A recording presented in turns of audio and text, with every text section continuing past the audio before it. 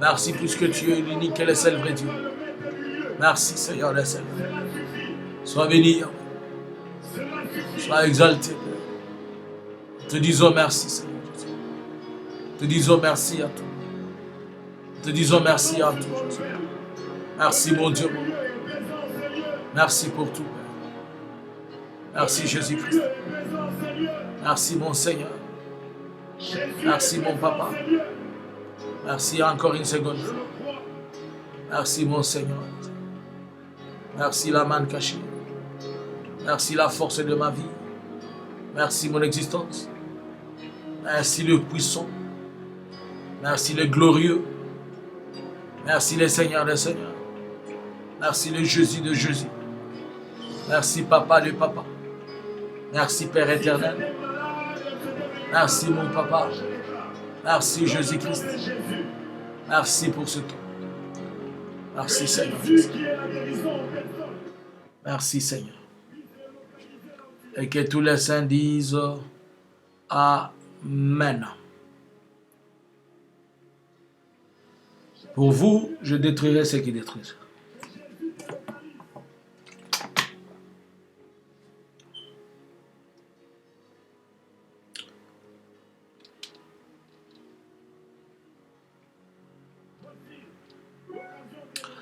Alors,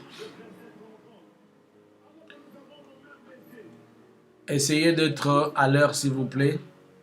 C'est-à-dire, connectez-vous à 20h30. Connectez-vous à 20h30. Puisque nous devons, j'ai une autre séance maintenant là. Après, je reviens pour la prière à 20h30. Aidez-moi, je suis en train de vous demander de m'aider à partager de telle manière que nous puissions avoir des gens qui s'abonnent encore. On a besoin de... nous sommes encore très bas, il nous faut 1300. Vous allez vérifier qu'il y a beaucoup de vidéos que vous ne retrouvez pas même quand on fait les directs. Ça ne reste pas puisque nous sommes en train de passer par plusieurs moyens pour que nous puissions les faire là. Et voilà que nous ne sommes pas encore autorisés. Donc aidez-nous à faire abonner des gens et partager. N'oubliez pas de prier aussi pour nos bien-aimés qui sont en train juste de fuir à gauche comme à droite dans le monde entier. N'oubliez pas les GoFundMe. Nous continuons avec notre projet de solidarité, CRL Solidarité pour Goma. Nous pouvons toujours recevoir ce que vous avez par PayPal ou le GoFundMe qui est là. Il est là en dessous là-bas, vous pouvez le voir. Dans la description ici, à GoFundMe. Vous pouvez partager à quelqu'un, vous pouvez demander de l'assistance à une personne, c'est pas méchant de lui dire. Nous sommes en train d'assister les gens, si tu peux nous donner même 20 euros, 10 euros, 100 euros, pourquoi pas même 100 000 euros, pourquoi pas 500 000, il peut donner. Tout est possible. Alors que le Dieu d'Abraham, le Dieu d'Isaac, le Dieu de Jacob soit avec vous. Et moi et vous, on se retrouve à 20h30. Shalom.